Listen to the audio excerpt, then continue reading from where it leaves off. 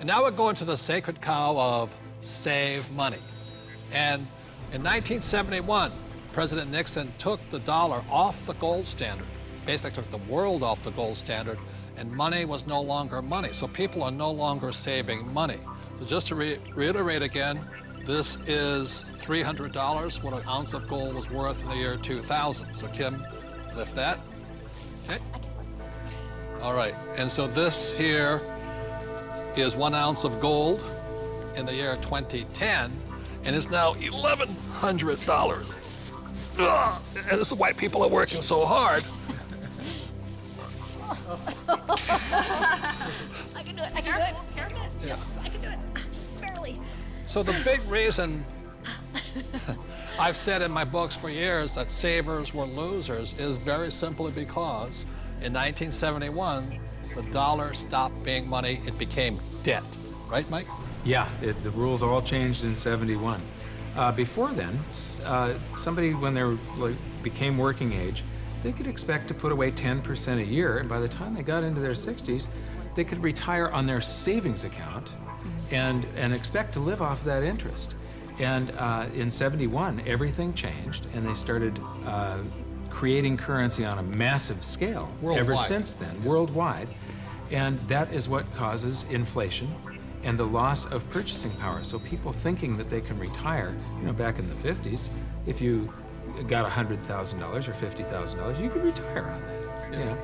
So for my mom and dad, you know, the World War II generation, the industrial age generation, it was very smart to save money. For our generation, the baby boom generation and on, saving money could be the most stupid thing you can do because the system is stealing your wealth through the very thing you work for, called money, which is not money anymore. Right. Real money is actually gold and silver. Money has to maintain its value over long periods of time. Currency doesn't have to. And this is historically, has always been, for thousands of years, this has been money. 5,000 years, this has been the predominant currency. It became money when somebody minted it into coins in Lydia in about 680 BC. And each unit had the same buying power as the next one. They became interchangeable. So let me ask you this. This printing of money out of just paper, this has been tried before, hasn't it? Many, many, many times, and there's always one result. You get far, far higher prices of everything, but especially real money. When they start creating a whole lot of currency, eventually, gold and silver lie in wait.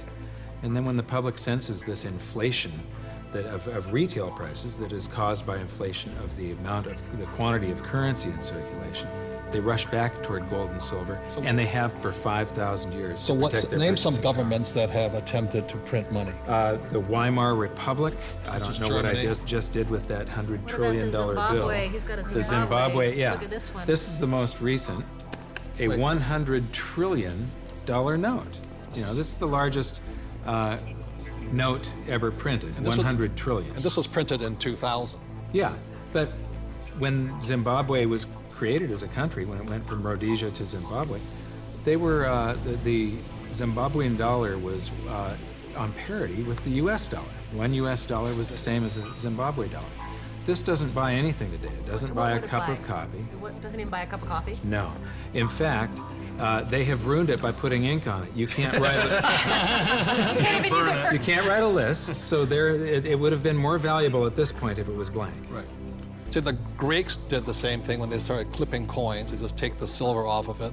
The Romans tried it, the English tried it, the Germans tried it, the Chinese tried it, and now the US is trying it.